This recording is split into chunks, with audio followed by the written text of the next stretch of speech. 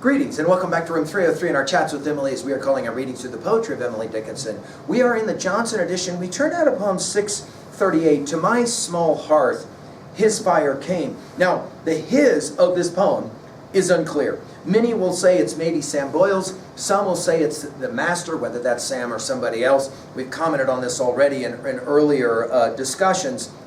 We are in many ways back to lines 4 through 8 of poem 631.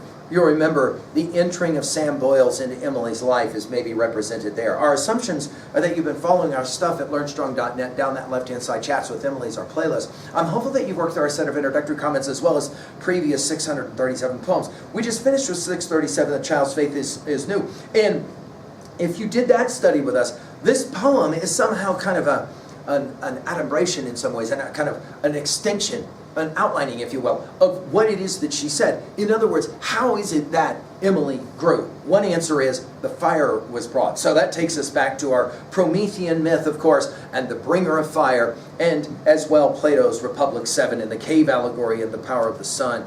In many ways, this is another poem about gain and possibly loss. There seems to be in this poem a certain kind of nostalgia that you will maybe hear in the tone.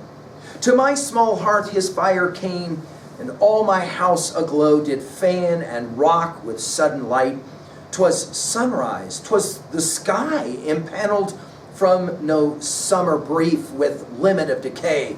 'Twas noon without the news of night. Nay, nature, it was day. Now, this use of the word nature reminds us, of course, of Emerson in his classic essay, Nature, which Emily, of course, knew. Notice we begin with the frailty, the smallness. We've said she uses this word in 77 of her poems. To my small hearth, his fire came. And again, the bringer of the fire, the bringer of the gift, the Promethean character, right? Is it Sam? Is it somebody else, right? We'll never know. Notice, and all my house aglow. In other words, once I was given, now obviously we're speaking metaphorically, right? Once I was given, because she didn't have a hearth, she didn't have a house. She lived with her father, right, all her life. So, in other words, her spiritual, her emotional, her creative hearth was, and her house, all aglow, right?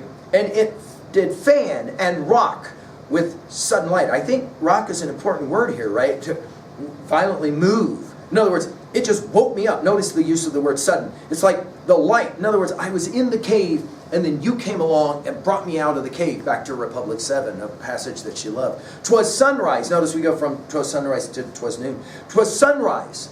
'Twas the sky. Notice 3 times this 'twas. And then she uses the language of law, of the courts, impaneled in brief. Of course, makes sense. Her father and her brother, both lawyers, right? Impaneled, that is to say, when you're obviously kind of enrolled in some way as someone of the jury. Impaneled from no summer brief with limit of decay. In other words, I didn't have to worry about summer going away. 'Twas noon without the news of night. In other words, light all the time. Nay, nature, it was day. And then notice the capitalization of the word day. I think that her message here at 2A is that knowledge is a great gift, and if someone can help to impart it to you, it's quite a remarkable thing. At 2B, well, obviously the language of law here, impaneled and brief, works. Think about, of course, the Promethean myth, and especially Shelley's Prometheus Unbound, and obviously Republic Book 7, I think all come to mind here as well. Finally, at 3B, what was a time that someone brought the gift of light to you? I hope that Emily's doing that for you. Thank you.